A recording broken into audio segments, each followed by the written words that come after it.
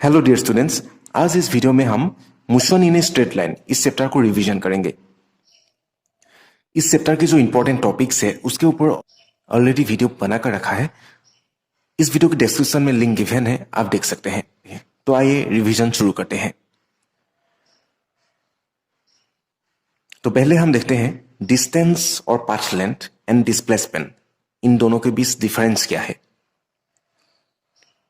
Distance or path length is equal to total length of the path, but displacement equals to final position minus initial position.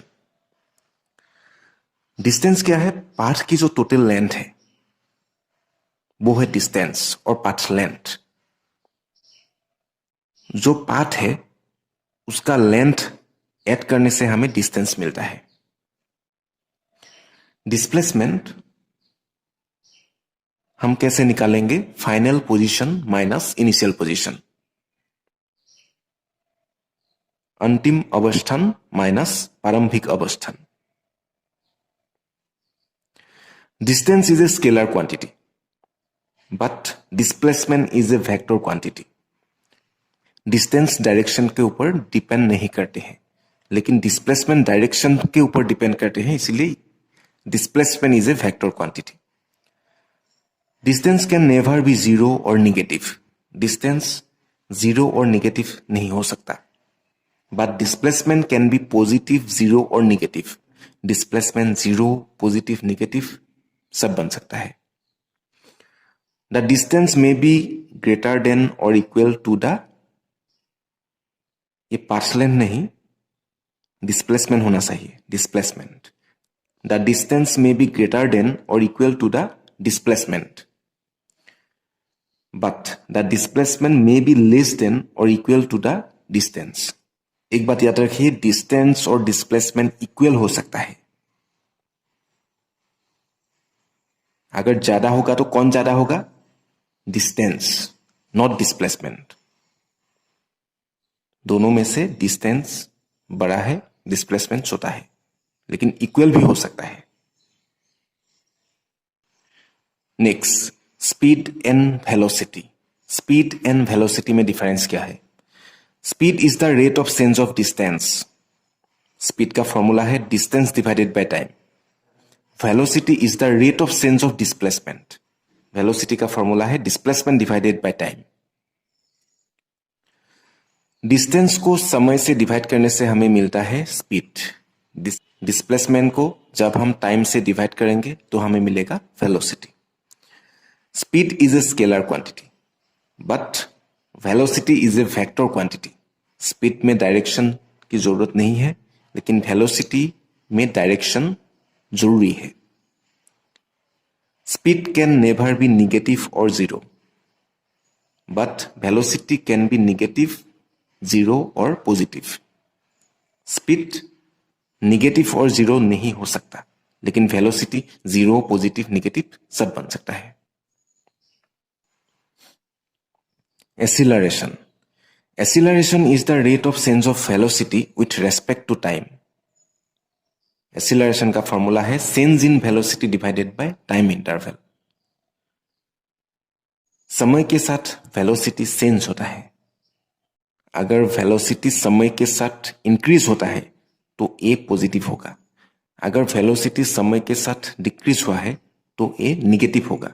जब ए negative होगा तो हम इसको retardation कहेंगे, और जब ए पॉजिटिव होगा तो एक्सीलरेशन ऐसे कहेंगे। Average acceleration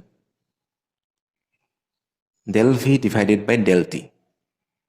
instantaneous acceleration d v by d t. Acceleration का ऐसा यूनिट क्या है? वेलोसिटी के लिए मीटर पर सेकेंड, वेलोसिटी का ऐसा यूनिट मीटर पर सेकेंड है। टाइम की ऐसा यूनिट सेकेंड है, तो एक्सीलरेशन का ऐसा यूनिट क्या होगा? मीटर पर second square. Acceleration is a vector quantity. Next, free fall. An object released near the surface of the earth is accelerated downward under the influence of the force of gravity. If air resistance is neglected, the object is said to be in free fall.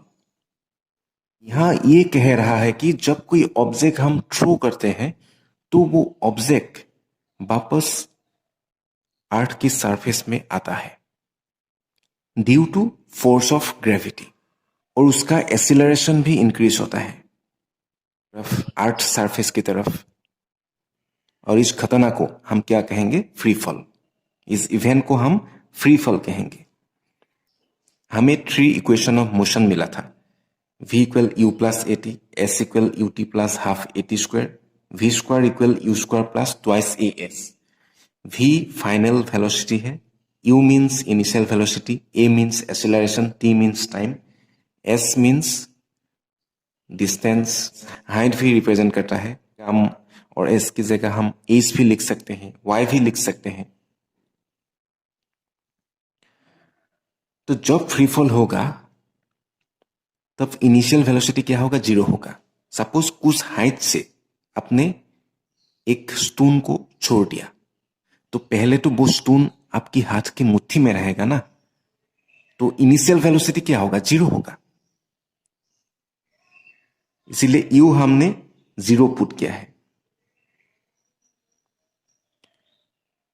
अर्थ की जो acceleration है उसको हम g से denote करते हैं, और object अर्थ की तरफ आएगा, अर्थ की सरफेस की तरफ आएगा, इसीलिए हम -g लिखते हैं।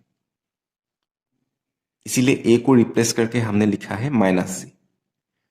तो इक्वेशन ऑफ मोशन कैसा बन जाएगा? v equal -gt, y equal half gt square, v square equal twice gy।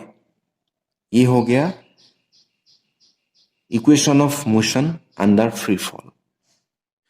Next, relative velocity.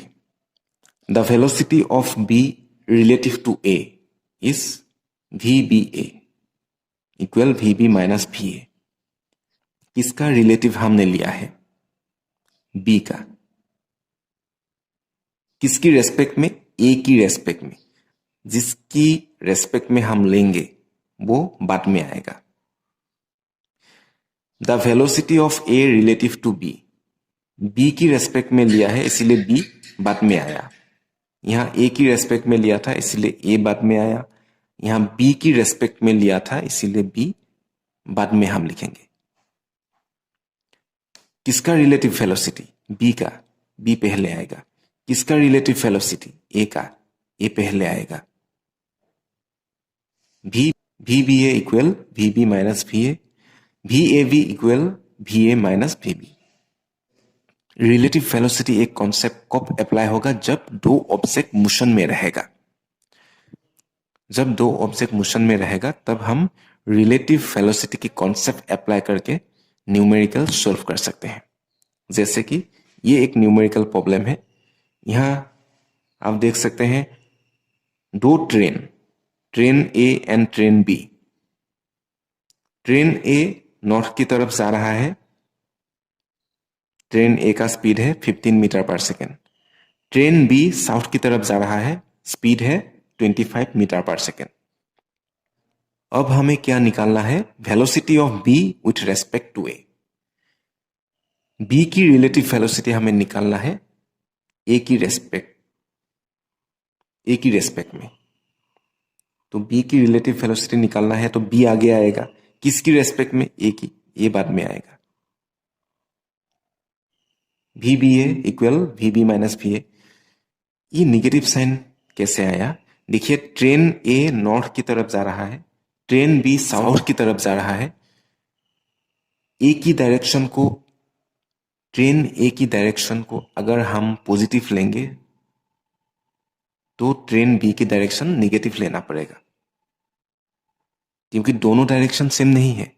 Train A north की तरफ, ट्रेन बी साउथ की तरफ जा रहा है, इसीलिए ट्रेन ए की वेलोसिटी हमने पॉजिटिव, बी की वेलोसिटी को हमने निगेटिव लिया है।